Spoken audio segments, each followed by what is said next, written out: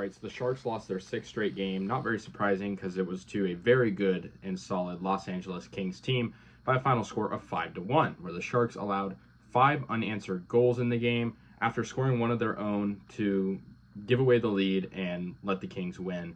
And, it was a good game for the first period for the Sharks. They went into intermission with a 1-0 lead thanks to a Fabian Zetterlund. Very nice goal from him. It was a breakaway chance, and Zetterlund has been sort of breaking out this year for the Sharks, and he showed his very good skills on that play. That was definitely an error by the Kings. And so the Sharks capitalized early, but unfortunately the LA Kings, and I know from experience because I am the beat writer at USC for the LA Kings, I know from watching this team a lot that the Kings are a team that if they score one goal, they're going to score a lot. They're a team that erupts. They thrive on momentum.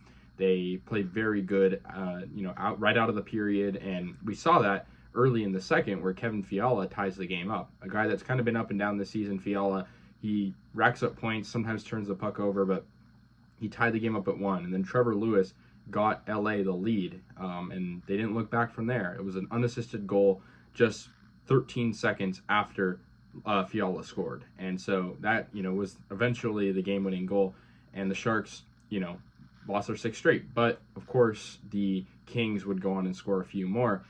Adrian Kempe had 2 goals in this game, and before he scored, Pierre-Luc Dubois, who was making his first season with the Kings, scored for them, and that made it 3-1. That was later in the second period. We go to the third, where Adrian Kempe scores twice for LA, and he was definitely player of the game, scoring twice, making it 4-1 and then 5-1. And so Kempe racked up a few points in this game, a couple points, and with 2 goals was the player of the game. For the Sharks, Kaapo Kähkönen in net did not play very good, 38-43. Can you really blame him, though? I mean, the Sharks defense going up against a team that is stacked on the forward side, really from top to bottom, this Kings team is very, very solid, and so not very surprised.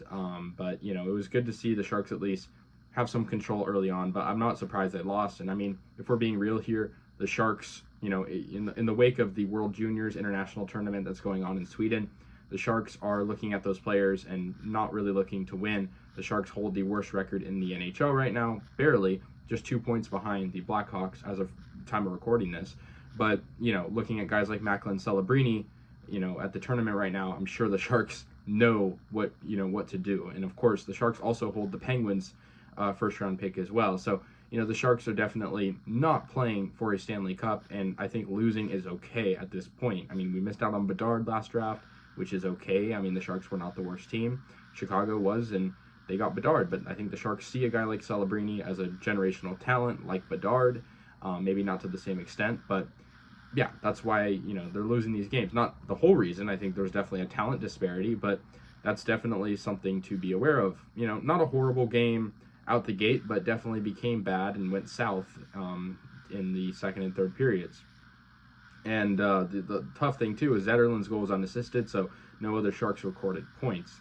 But yeah, it is the Sharks' 6th loss in a row, following a good streak, a good little week they had where they're, were getting points. They're going to play another division rival, the Oilers, and that will be the next game. And, the Oilers have been hot lately, and they started out really slow, but the Sharks have beaten them this year, so we'll see what happens in that one. And I think us Sharks fans know that winning is detrimental, but it's, for draft position, but also good to see these young guys step up, like Zetterlund. I mean, Fabian Zetterlund has been a stud this year and is looking like, the Timo Meier trade is paying off quite a bit. He's only 24 years of age, and I think the Sharks are happy with his production this year, so shout out to him.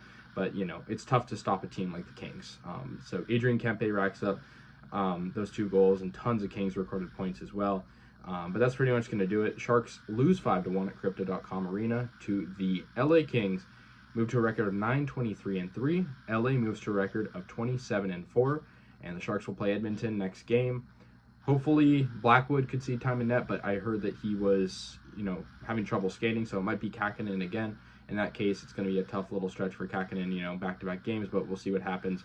But that's going to do it. Let me know your thoughts. I'll see you guys later, and yeah, go Sharks.